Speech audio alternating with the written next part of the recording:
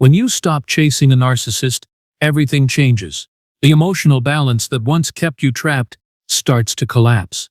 You're no longer feeding their ego, no longer playing the role they wrote for you, and in that moment, their entire illusion begins to fall apart. The charm fades, the manipulation loses its grip, and the false sense of superiority they built starts to crack. The second you step back, you stop being a character in their story and become the author of your own. In this video, we'll break down exactly what happens when you stop chasing. You'll learn how your pursuit fuels their need for control and reinforces their fragile ego. The hidden, often volatile reaction they have when the chase ends and their supply is cut off. And how to reclaim your peace, rebuild your confidence, and take back your emotional freedom. If you've ever felt stuck in a cycle of pursuit, always trying to fix, explain, or prove your worth, this video is for you. It's time to step off the emotional treadmill and start living on your own terms. Hit subscribe, tap the notification bell, and share this message with someone who needs it. Let's begin your journey back to power. To understand why stopping the chase is so powerful, you have to understand what the chase means to a narcissist. It is not just about your affection or your time. It is about their very survival. Narcissists thrive on what is known as narcissistic supply.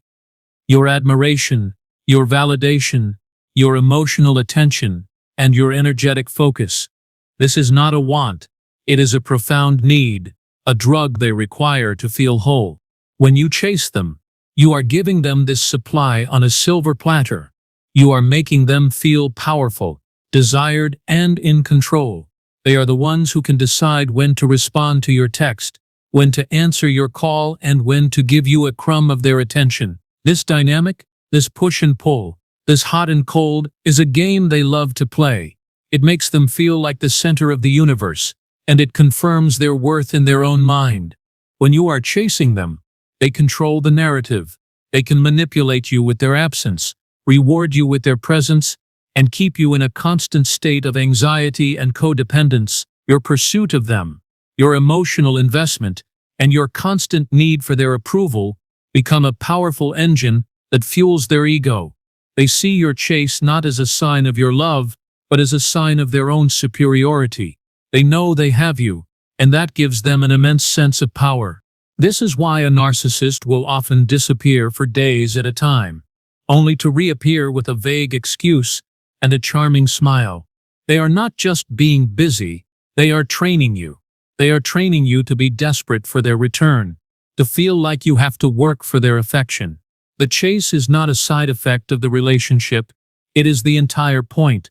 And as long as you are chasing, they will continue to feed off of your energy, your emotions, and your need for their approval. The moment you stop chasing a narcissist is the moment their world begins to unravel. This is not a slow, gentle process. It is an immediate, cataclysmic event. When you withdraw your attention, your validation, and your emotional energy, their internal alarm system goes off. What you are witnessing is a narcissistic injury unfolding. This is a profound blow to their ego, and it triggers a chain reaction of panic, shame, and a terrifying fear of loss of control. When the chase stops, their curated public image begins to collapse without your interaction. A narcissist's sense of self is not internal, it is completely dependent on how others see them. They are a hollow statue, and your admiration is the glue that holds them together. The moment you stop giving them that admiration, that supply, they are forced to confront their own emptiness. They see themselves not as a powerful, irresistible force, but as a terrified, insecure person who has just lost their most reliable source of validation. Your silence, your lack of pursuit, is a powerful statement. It is a non-verbal way of saying, I will no longer participate in this game. This is a terrifying realization for them, because it means they are no longer in control. They can no longer manipulate you with their absence, and they can no longer reward you with their presence. They have lost their power over you, and that is their deepest, most primal fear. The narcissistic injury is a moment of pure panic. They have lost their supply, and they have lost their control. This is the moment when they will begin to act in ways that are erratic, desperate, and often extremely dangerous. This is not a time for you to feel guilty. It is a time for you to understand that you have just taken back your power and that their reaction is a sign of your success. When a narcissist's supply is cut off, they don't just sit and reflect on their behavior, they react. Their reaction is a desperate attempt to regain control, to reassert their power, and to get their supply back. According to expert sources, narcissists typically react with a predictable and often terrifying cycle of behaviors. Devaluation. This is often their first response. They will suddenly begin to criticize or minimize you to reassert their superiority. They will tell you that you are needy, that you are insecure, and that you were never good enough for them in the first place. This is a preemptive strike. They are trying to convince you that you are not worth their time, so that when they finally leave you, they can tell themselves that they were the ones who were in control. They are trying to rewrite the narrative, so that you are the one who is the problem, not them. This is a desperate attempt to regain their sense of power, and it is a clear sign that you have hit a nerve. Love bombing or hoovering. This is their next move, and it is often their most dangerous. They will suddenly become the person you first fell in love with. They will shower you with grand gestures, with gifts, with promises of a better future. They will apologize, they will cry, and they will tell you that they can't live without you. This is not a genuine apology. It is a tactic to get you back. They will use guilt trips, they will play the victim, and they will remind you of all the good times you had together. This is called hoovering, a desperate attempt to suck you back into their vacuum of emotional manipulation. 3. Rage or aggressive behaviors. If devaluation and love bombing don't work, their last line of defense is often rage. This is not a typical anger. This is an uncontrollable, explosive burst of fury. They will lash out, they will scream, and they will blame you for everything that is wrong with their life. In some cases, this can escalate into stalking, emotional blackmail, or even physical violence. They will try to intimidate you into returning, to scare you into giving them what they want. This is their way of saying, if I can't have you, then I will make your life a living hell. 4. Triangulation. Flying monkeys. If you are still not responding to their attempts at hoovering or rage, they will often try to use other people to get to you. This is called triangulation. They will use friends, family, or even children to guilt or pressure you into a reconnection. They will tell people that you are being cruel, that you are being selfish, and that you are hurting them. They will turn a whole group of people against you, and they will use them as flying monkeys to do their bidding. This is a desperate attempt to get their supply back, and it is a clear sign that you have become their greatest enemy. When you stop chasing, you are not just withdrawing your attention. You are challenging a narcissist's most fundamental belief that they are superior. The chase is the most powerful way they have of confirming their worth. As long as you are pursuing them, they can tell themselves that they are the prize, that they are the one who is in control, and that they are the most important person in your life. When that chase stops, they are forced to confront a reality that they cannot bear to face, that they are not as special as they thought they were. They are forced to confront their own worthlessness, a feeling so terrifying that their fragile ego cannot cope. This is why they spiral emotionally. Their ego is so fragile that even a subtle withdrawal of attention feels like a complete and utter rejection. They can't just accept that you are no longer interested. They have to believe that you are doing it to hurt them, to punish them, or to prove that you are better than them. They will internalize your lack of pursuit as a personal attack, and they will react with a fury that is disproportionate to the situation. The pursuit from others also helps them maintain narcissistic supply via indirect reinforcement. When you are gone, they will often turn to other people, trying to find a new source of supply. They will talk about you to others, trying to get a reaction from them. They will use their friends and family to chase you on their behalf. They will talk about their ex to get sympathy, and to get other people to validate their victimhood. This is a way of getting a temporary boost of supply, a way of convincing themselves that they are still the center of the universe, even when you are no longer around. The moment you stop chasing, you have taken a crucial first step. But the journey is not over.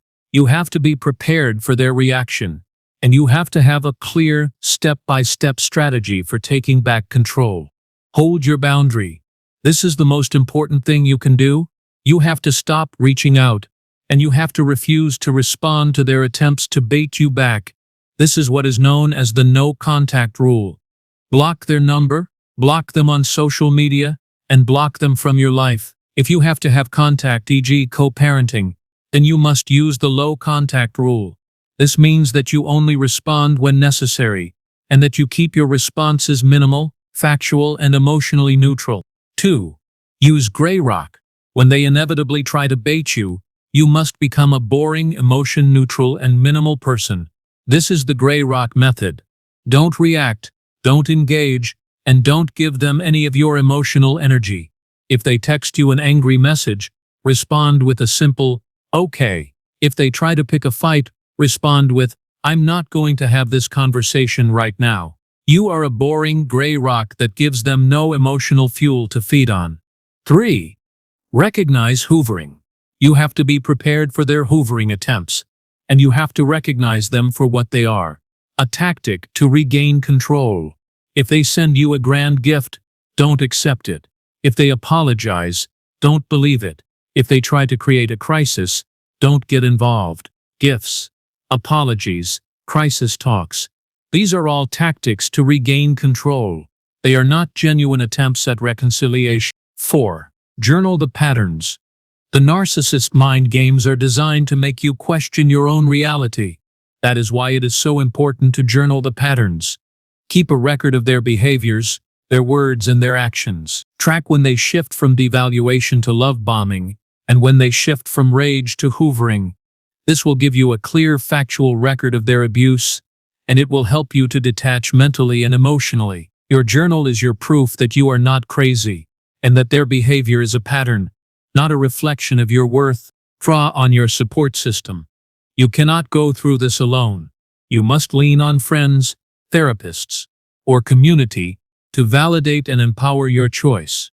Talk to people who love you, who trust you, and who understand what you are going through. Let them remind you that you are not the problem, and that you have the right to live a life that is free from emotional abuse. Their support is your anchor, and it will help you to stay strong when the narcissist tries to pull you back in. For some individuals, going no contact isn't a realistic option. The ties that bind you might be legal, financial, or familial, such as co-parenting children, managing shared assets, or having professional responsibilities that require your interaction. In these cases, you must proceed with an extreme level of caution, as the narcissist will see these mandated interactions as an opportunity to regain a foothold in your life. They will try to use the very reasons you must communicate as weapons to manipulate you. If contact is necessary, your guiding principle must be to treat every interaction like a business transaction. The contact must be minimal, factual, and neutral. Do not respond to their emotional baiting, the leading questions, the subtle insults, the attempts to provoke a reaction from you. Do not allow yourself to be pulled into their drama. This means you do not engage with their manufactured crises, their attempts to guilt-trip you, or their efforts to rehash the past. Under no circumstances should you discuss your personal life with them. The narcissist has proven they are not a safe person to share with. Any information you provide will be used against you. Keep your conversations to the bare minimum. Stick to the agenda and nothing more. For example, if you are discussing your child's school schedule, the conversation should only be about drop-off and pickup times. If you're discussing a financial matter, the conversation should only be about the specific numbers and due dates. Any attempt to stray from these topics should be met with a calm, firm, and non-emotional redirection back to the subject at hand. You must not allow them to use these conversations as an excuse to get back into your life, to gauge your emotional state, or to feel as though they still have a claim to your attention. Your conversations with them should feel completely devoid of emotion. There is no emotional interaction, no reminiscing about the past, and no discussion of your feelings. Think of yourself as a customer service representative. You are polite, you are professional, and you are detached. You are in control of the dynamic, and you must not allow them to drag you back into their emotional swamp. They will try to make you angry, they will try to make you sad, and they will try to make you feel guilty, but you must remain neutral. This is a moment of pure emotional sovereignty. You are showing them that you are no longer a source of supply, and that you will no longer be a victim of their mind games. Your unwavering neutrality is your most powerful weapon. It sends a clear message that their tactics no longer work, and their power over you is gone. When you stop chasing, you are not being cruel to the narcissist. You are not trying to get revenge. You are not being selfish. You are simply choosing yourself, a choice that you may have been denied for a long, long time. You are realizing that refusal isn't rejection. It's your sovereignty.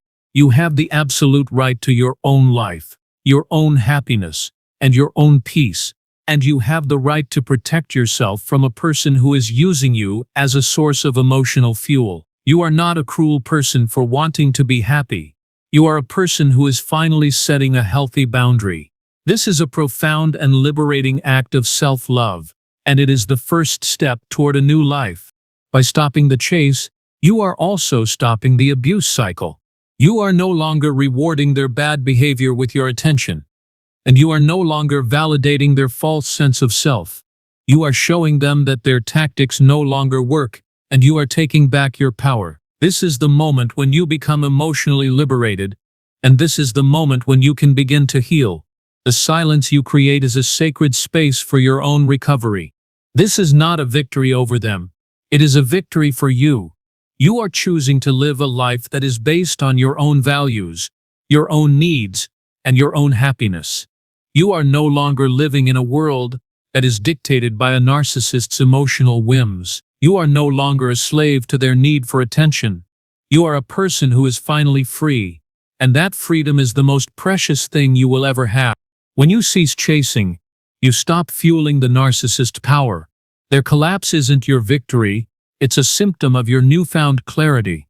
Their desperation is the proof. You no longer belong to their narrative. You belong to yourself. Your freedom begins the moment you stop running after them and start walking away. Did you ever stop chasing and see their behavior shift dramatically? Your insight may help someone else take back their life. For more insight on narcissistic patterns and how to protect your emotional sovereignty,